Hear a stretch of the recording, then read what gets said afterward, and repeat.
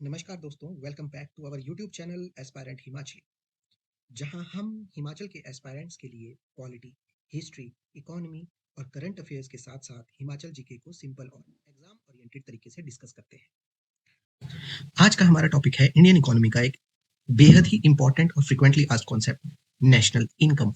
अगर आप भी एचपीपीएससी, एचएएस, एसएससी, यूपीएससी या और भी किसी एग्जामिनेशन की तैयारी कर रहे हो तो ये टॉपिक आपके लिए एक मस्ट नो टॉपिक है।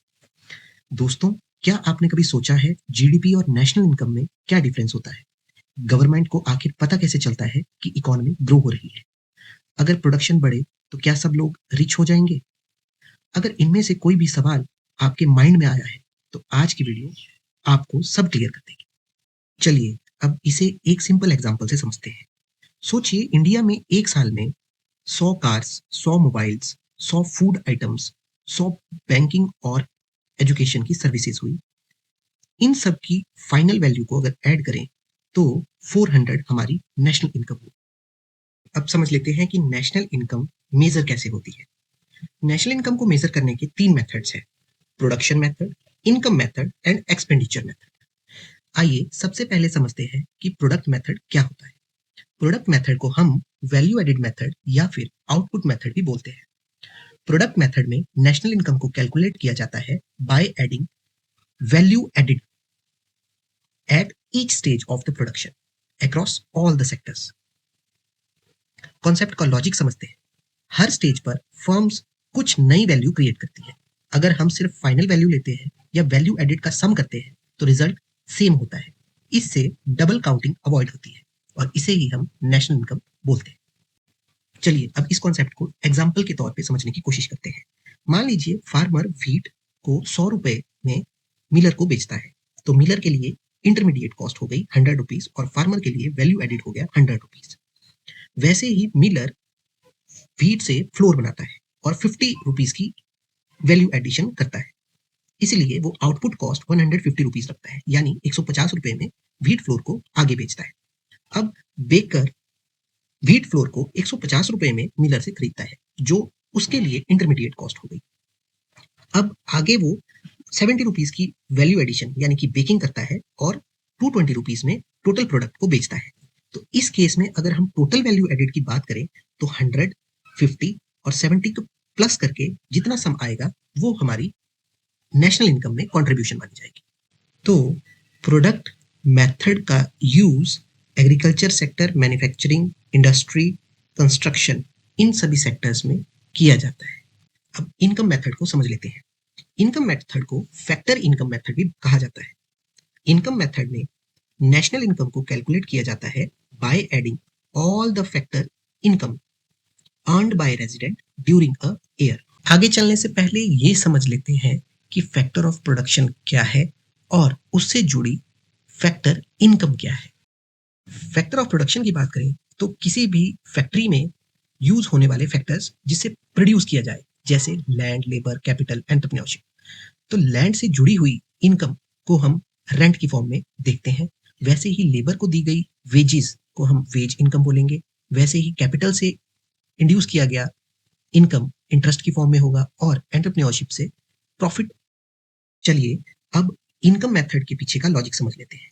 प्रोडक्शन प्रोसेस में जो इनकम फैक्टर ऑफ प्रोडक्शन को मिलती है वही इकोनॉमी की टोटल इनकम होती है, इसीलिए सब इनकम्स को सम करके जो वैल्यू निकलती है वो नेशनल इनकम मानी जाती है। चलिए अब इसे एक एग्जांपल के तौर पे समझते हैं। एक फैक्ट्री इकोनॉमी में इनकम जनरेट करती है वेजेस से 5 लाख रुपीस, रेंट से 1 लाख, इंटरेस्ट से 50,000 और प्रॉफिट कमाती है 2 लाख रुपए। तो टोटल सम अगर हम इनका करते हैं तो 8.5 लाख रुपीस एक कंपनी कंट्रीब्यूट करती है नेशनल इनकम में। वैसे ही सभी कंपनीज का सम लिया जाए और उन्हें ऐड किया जाए तो वो नेशनल इनकम कहलाएगी। इनकम मेथड का use service sector, organized sector और कॉर्पोरेट सेक्टर में ज्यादातर देख। चलिए अब एक्सपेंडिचर मेथड समझ लेते हैं। एक्सपेंडिचर मेथड में नेशनल इनकम को कैलकुलेट किया जाता है by adding total spending on the final goods and services in an economy during a year. इसको स्पेंडिंग अप्रोच भी कहा जाता है। इसके पीछे का लॉजिक समझ लेते हैं। जो भी गुड्स और सर्विसेज प्रोड्यूस होते हैं उन पर किसी ना किसी ने खर्च किया होता है। इसी खर्च को, इसी टोटल स्पेंडिंग को टोटल इनकम माना जाता है। माने नेशनल इनकम माना जाता है। एक्सपेंडिचर मेथड के 4 मेजर इंपॉर्टेंट कंपोनेंट्स हैं। सबसे पहला है कंजम्पशन, जिसमें हाउसहोल्ड्स की स्पेंडिंग के ऊपर फोकस किया जाता है, जैसे food, clothes, transportation etcetera. Second component है इन्वेस्टमेंट, जिसमें फर्म्स की स्पेंडिंग ऑन कैपिटल गुड्स पे फोकस किया जाता है, जैसे मशीनरी और बिल्डिंग्स। थर्ड कंपोनेंट है गवर्नमेंट का एक्सपेंडिचर। गवर्नमेंट ने पूरी साल में कितना स्पेंड किया डिफरेंट सेक्टर्स में, जैसे रोड्स, सैलरीज, डिफेंस, इनको फोकस में लिया जाता है। और लास्ट में नेट एक्सपोर्ट्स, जिसमें एक्सपोर्ट्स को माइनस किया जाता है इंपोर्ट से। अगर इन सभी कंपोनेंट्स को आपस में सम कर दिया जाए तो वो नेशनल इनकम माना जाएगा। इस टाइप के मेथड का यूज हमें मैक्रो इकोनॉमिक एनालिसिस में, यानी कि बड़े लेवल पे पॉलिसी मेकिंग में और डिमांड एनालिसिस में ज्यादा देखने को मिलता है। एग्जाम्पल से इसे समझें तो मान लीजिए एक इकोनॉमी की कंजप्शन है 500 करोड़, इन्वेस्टमेंट हुई है 150 करोड़ की, गवर्नमेंट ने स्पेंड किया है 200 करोड़ और नेट एक्सपोर्ट्स यानी कि एक्सपोर्ट ज्यादा किया है इंपोर्ट से, और जो नेट एक्सपोर्ट है वो 50 करोड़ है, राइट। तो टोटल जीडीपी जो होगी उस देश की वो 900 करोड़ हो जाएगी। चलिए अब आगे बढ़ने से पहले ये समझ लेते हैं कि फैक्टर कॉस्ट और मार्केट प्राइस में क्या डिफरेंस है। फैक्टर कॉस्ट का मतलब है फैक्ट्री में किसी भी प्रोडक्ट को बनाने के लिए कितनी कॉस्ट आई। इस कॉस्ट में टैक्सेस नहीं लगते बट सब्सिडीज को इंक्लूड किया जाता है। वैसे ही मार्केट प्राइस का मतलब है कि कंज्यूमर एक प्रोडक्ट को बाय करने के लिए कितने पैसे देता है। इस केस में टैक्सेस लगाए जाते हैं और सब्सिडीज को रिमूव कर दिया जाता है। समझ लेते हैं कि जीडीपी क्या है। जीडीपी यानी ग्रॉस डोमेस्टिक प्रोडक्ट का मतलब है एक साल में कंट्री के अंदर प्रोड्यूस होने वाली सभी फाइनल गुड्स और सर्विसेज की टोटल वैल्यू, चाहे प्रोडक्शन इंडियन करे या फॉरेन कंपनी करे। अगर प्रोडक्शन इंडिया में हुई है तो जीडीपी में काउंट होगी। एग्जाम्पल, गुरुग्राम में टोयोटा कार बनाती है, जीडीपी में इसे इंक्लूड किया। अब बात कर लेते हैं जीएनपी की, यानी gross national product. Gross national product का मतलब है GDP plus net factor income from abroad. मतलब इंडियंस ने वर्ल्ड में कहीं भी जो इनकम अर्न की वो ऐड होती है। एग्जाम्पल से समझें तो दुबई में इंडियन इंजीनियर की सैलरी जीएनपी में ऐड होगी।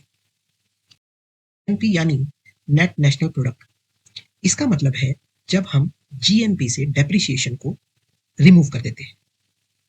डेप्रिसिएशन का मतलब है मशीन्स में होने वाला वियर एंड टियर जो टाइम के साथ साथ होता है। लेते हैं एनएनआई की, यानी कि नेट नेशनल इनकम। एनएनआई का मतलब नेट नेशनल प्रोडक्ट ही है बट एट फैक्टर कॉस्ट। ये एक्चुअल में इनकम होती है जो फैक्टर्स ऑफ प्रोडक्शन अर्न करते हैं। अगर हम फॉर्मूला की बात करें तो NNI is equal to NNP minus indirect taxes plus subsidies. इसी को कॉमनली नेशनल इनकम बोला जाता है। चलिए अब नॉमिनल और रियल का मतलब भी समझ लेते हैं जीडीपी की फॉर्म में। जैसे कई बार हम कहते हैं नॉमिनल जीडीपी और कई बार हम बोलते हैं रियल जीडीपी। नॉमिनल जीडीपी का मतलब होता है कि वैल्यू जो करंट ईयर के प्राइसेस पर मेजर होती हो, इसमें इन्फ्लेशन का इफेक्ट इंक्लूडेड होता है। एग्जाम्पल से समझें तो 2025 में जीडीपी मान लीजिए 2 लाख करोड़ थी, जो करंट प्राइसेस के हिसाब से थी। ये नॉमिनल जीडीपी हो। प्राइस बढ़ने से नॉमिनल वैल्यू बढ़ सकती है, इवन प्रोडक्शन अगर सेम भी है तब भी। और रियल वैल्यू का मतलब है जो बेस ईयर के प्राइस पर मेजर होती हो, इसमें इन्फ्लेशन को रिमूव किया जाता है। एग्जाम्पल, अगर सेम जीडीपी को 2011-12 प्राइस पर कैलकुलेट करें तो रियल जीडीपी मिलेगी। ये एक्चुअल प्रोडक्शन ग्रोथ को दिखाता है और ज्यादा एक्यूरेट होता है नॉमिनल जीडीपी के कॉन्टेक्स्ट में। दोस्तों, आज का हमारा टॉपिक यहीं खत्म होता है। मैं आशा करता हूं कि आप सभी को नेशनल इनकम के बारे में अब सब पता होगा। अगर आपको आज का टॉपिक हेल्पफुल लगा हो तो वीडियो को लाइक जरूर करें, अपने दोस्तों के साथ शेयर करें और चैनल एस्पायरेट हिमाचली को सब्सक्राइब जरूर करें। अगले वीडियो में हम इंडियन इकोनॉमी का एक और इम्पोर्टेंट टॉपिक लेकर आएंगे। तब तक के लिए पढ़ते रहिए, सीखते रहिए और अपने सपनों को सच करने के लिए कंसिस्टेंट मेहनत करते रहिए। जय हिंद, जय हिमाचल।